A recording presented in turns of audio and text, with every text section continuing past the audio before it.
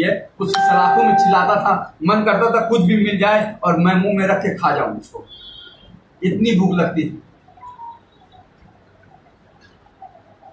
मेरी माँ जो 65 साल की है, कहते हैं इस कोरोना काल में 60 साल के ऊपर के लोगों को घर में रहना चाहिए, बाहर नहीं आना चाहिए, क्योंकि उनको खतरा ज़्यादा है कोरोना से, मोर्टलिटी उनकी ज़्यादा है। मेरी 65 साल की बूढ़ी माँ अलीगढ़ कोर्ट के लोअर कोर्ट से लेके इलाहाबाद हाई कोर्ट तक और 2-2 बार सुप्रीम कोर्ट गई, सुप्रीम कोर्ट में गई 2-2 बार, मतलब ये चक्कर लगाते रही पिछले 7.5 महीनों से। वो मेरी बूढ़ी माँ, मेरी बीवी, मेरा छोटा बच्चा, मेरी फैमिली पूरी, मेरे भाइयों के बिजनेस बर्बाद कर दिए गए, फाइनेंशियली तोड़ दिया गया एकदम बुरी तरीके से।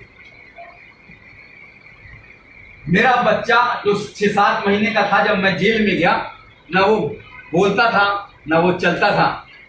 मैं एज अ पीडियाट्रिशियन जब हम लोग पढ़ते थे तो हमारे टीचर कहा करते थे कि माइलस्टोन, यानी कि जब पहली बार बच्चा पापा कब बोलता है, कब पहली बार चलता है, कब पहली बार सीढ़ी चढ़ता है, वो तब सीख पाओगे सही से जब तुम खुद फादर बन जाओगे।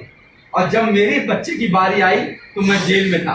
पिछली बार जैबरीदा जब मेरी बच्ची थी उस वक्त वो 11 महीने की थी, तब जेल भेज दिया गया था। इस वक्त जब मेरा बच्चा लड़का जो ओलिवर छोटा था 7-8 महीने का, तब जेल भेज दिया गया। अभी वापस आया हूँ, कल मैं पहली बार अपने बच्चे से मिला हूँ 7.5 महीने के बाद। वो मुझे जानता भी नहीं है कि पापा हूँ मैं उसका। वो मेरे बड़े भाई के गोद में भाग जाता है मुझसे छोड़ के। इससे बड़ा दर्द मुझे लगता है मुझे कोई सरकार दे नहीं सकती।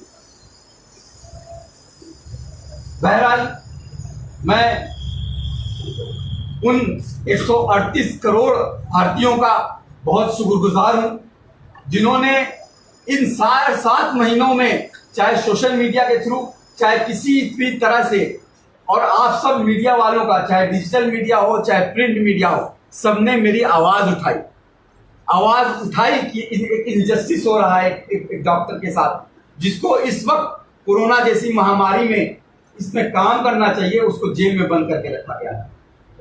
मैं जुडिशरी के honourable chief justice supreme court का भी धन्यवाद दूंगा जिन्होंने 11 अगस्त 2020 में ऑर्डर किया कि 15 दिन के अंदर सुनवाई कंप्लीट करो हाई कोर्ट से, और इससे कहा कि फ्रीडम ऑफ स्पीच है, ये आर्टिकल 21 में हमें कॉन्स्टिट्यूशन से अधिकार मिला हुआ है, उसको बोलने का डॉक्टर को अधिकार है, उसको जेल में क्यों रखा गया है, ऑर्डर में लिखा उन्होंने सुप्रीम कोर्ट ने।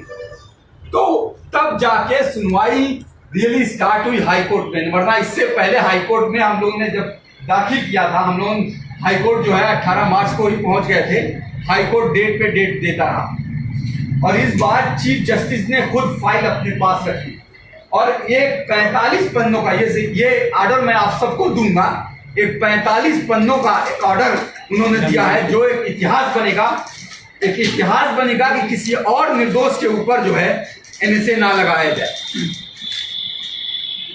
मैं ऑर्डर पे आता हूं, मैं उन सारी पॉलिटिकल पार्टीज का, खासकर प्रियंका गांधी जी का भी मैं शुक्रगुजार हूं जिन्होंने पर्सनली फोन करके मेरी माँ को, मेरी परिवार, मेरी फैमिली से बात किया और ढांढस बनाया। मैं समाजवादी पार्टी के अखिलेश जी का, मैं कम्युनिस्ट पार्टी के सारे लोगों का, और मैं सब लोगों का, हर कोई पॉलिटिकल पार्टी हो, सबका मैं शुक्रगुजार हूं जिन्होंने मेरे, चाहे विधानसभा हो चाहे लोकसभा हो, मेरे मुद्दे को उठाया।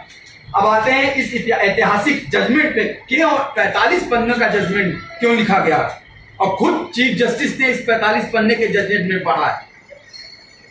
उन्होंने जजमेंट में साफ साफ आप देखिएगा कि पहले ही पन्ने पे उन्होंने लिखा है कि जब से अगस्त 2017 में बीआरडी ऑक्सीजन ट्रेजेडी हुई है, उस दिन से ही उत्तर प्रदेश सरकार डॉक्टर कफील को और उसकी पूरी फैमिली को प्रताड़ित कर रही है। ये चीफ जस्टिस का पहले पन्ने का ऑर्डर है। चीफ जस्टिस ने अपने ऑर्डर में ये बात अग्री की है। उन्होंने पूरी स्पीच, आपको इसमें मेरी पूरी स्पीच मिल जाएगी जो मैंने अलीगढ़ में दिया है। What I have said in that speech of 30 minute, मैंने 25-30 मिनट की स्पीच दी थी।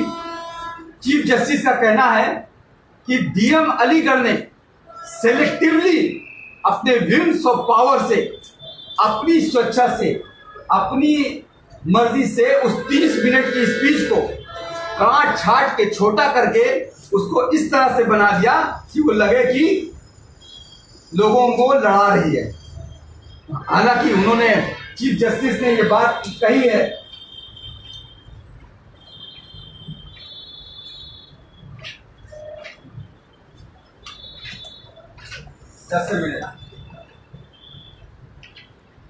चीफ जस्टिस ने इस बात कही है कि instead of hated and violence not a iota of anything is indicated in that whole speech which indicates of hatred and violence।